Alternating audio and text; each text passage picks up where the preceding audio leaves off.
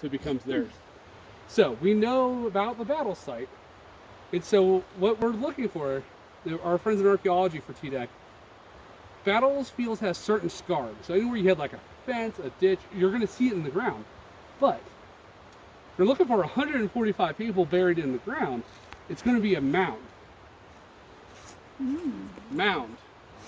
So the archaeologist jumps off the side-by-side when he sees this, pulls out his entrenching tool, runs up to it, starts digging, and has the worst surprise possible.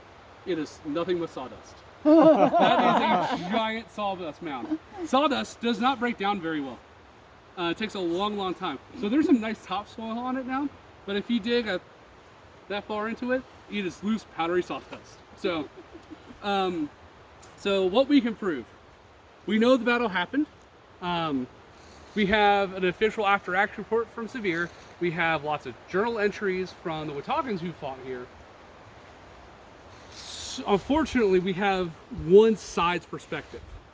The native perspective, the Cherokee, and at this point in the engagement, you have Cherokee, but you also have some Creek, you have some Shawnee, you have pretty much all the southeast-ish tribes all fighting. And so their way of keeping history is just different. It's a lot of oral history. The Cherokee language doesn't get written down until early 1900s. And so what we more have from them are people missing from the battle up north. There's an action in the winter, which you don't fight in the winter at this point. Nobody fights in the winter at this point. It worked well for Washington when he crossed the Delaware because you don't fight in winter. You just don't. Black powder and anything water don't mix. People don't like being cold. And with a super agrarian society, you plant your crops in the spring, you go fight all summer, you come back and you harvest crops in the fall. And so that's just the life cycle. And so having a group sitting up here, their whole mission was to attack the Watauga settlements before they could plant.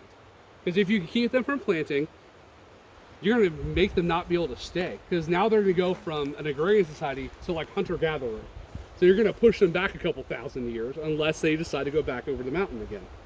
So great thought, great tactic. So Watts puts his troops up here. We don't know 100% why. My guess is that this is an old agricultural plot. Through actually an animal survey in this field, we can prove that this field has been here for a couple hundred years. So it would have been a field when they were here already. A field doesn't naturally grow in a forest like this. So the Cherokee has summer agricultural plots for a long, long, long, long time. Some of the first settlements in our area in Carter County along Watauga, they just bought old Cherokee fields. So if you go to our sister park at Sycamore Shoals and you have their Carter Mansion, it's literally called the Old Cherokee Fields. So when they moved here and they purchased it, they literally purchased a working farm. So, so that's what my thought is why they're here. That's just an educated guess. So it could be educated, it could be just complete malarkey, but that's my opinion. So, they attack, we know it happens, but that's it. We have not found a mass grave of 145 people. We just haven't. I know from the American perspective, for what the Continental Army, the militias, the Western world, when you would do a large camp like this of roughly 300 people, you have to kind of police where you do your business. And so you either have a large open trench, and that's probably what they would have had. If I take Sevier at his word, and there was knee to waist deep snow in this field, you're not digging a hole to put 145 people in. I can tell you from doing archaeological work in here, you dig a couple feet and start hitting rock again. So my guess is they either piled up the dead in a building and then burnt it, in which mass cremation, while today we think is terrible, but at that time, it's actually not a bad thing to do to your combatants. Because if you really want to insult it, you just leave them all in the field and let the beasts, the air, and the field deal with them. So if you actually take the time to pile them all up, you're showing a decent amount of respect. So they either threw them in a building or they threw them in the camp latrine. That's my guess. Once again, that's a guess. We have a decent approximation that it was about 300 in this war party. So if it was in fact 145, that means half of them got away.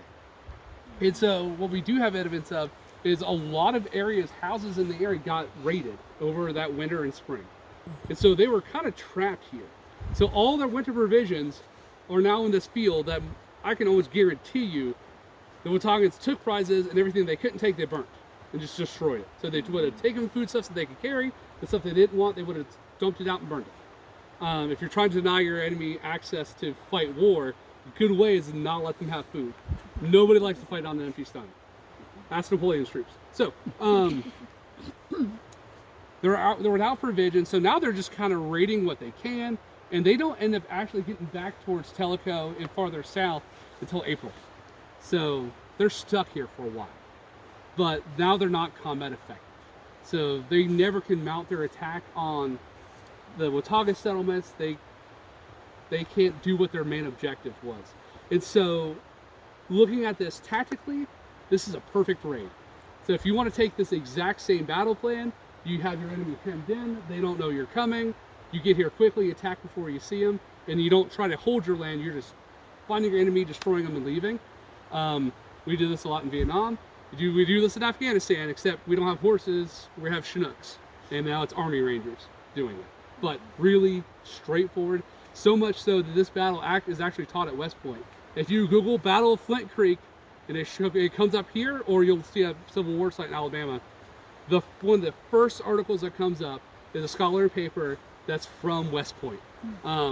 The gentleman who teaches the class, who teaches counterinsurgency, grew up here. So he uses this as a way to describe the best possible tactical execution of a raid. So I'm going to tell you why it's important. Outside of people died for their cause. That is holy ground no matter what your perspective is on the engagement. But why it's important is it was a flashpoint for a larger political fight. So if you can think back to American history, so we signed the Declaration of Independence. We have to fight for a little bit of time to make it stick, and then so you have this loose confederation. So the colony is still working on the Articles of Federation. It takes a while to pass the Constitution, the Bill of Rights, and so one of the first issues outside of that is debt. All the colonies took on war debt to fight, and so they're having to deal with that debt and pay it. You had some taxes. You had the Wixie Rebellion happening in the same area. So everybody's still trying to figure this out. The state of Franklin tries to be its own state. It has a majority, but not enough of a majority to pass. It was almost the 14th state. Almost. So close. So one of the bigger issues, has all this land and all this debt, and they don't know what to do with it all. So Virginia and North Carolina are one of the last holdouts for what's called the Continental Claim.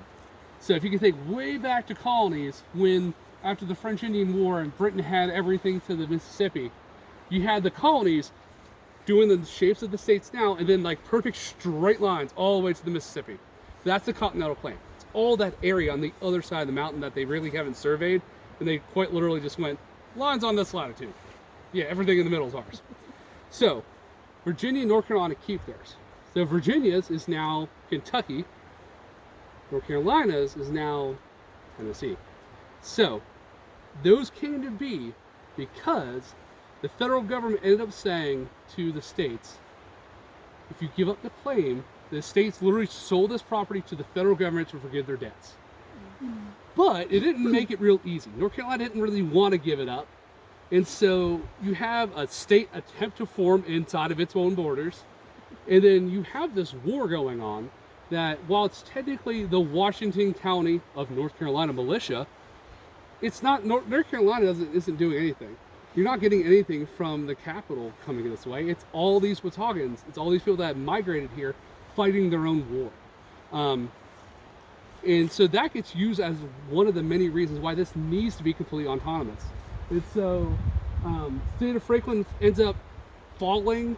Technically 1790, state of Tennessee was first as a Southwest Territory, forms a year later, and then 3 years later after that, state of Tennessee forms. Which that really was just waiting for enough population.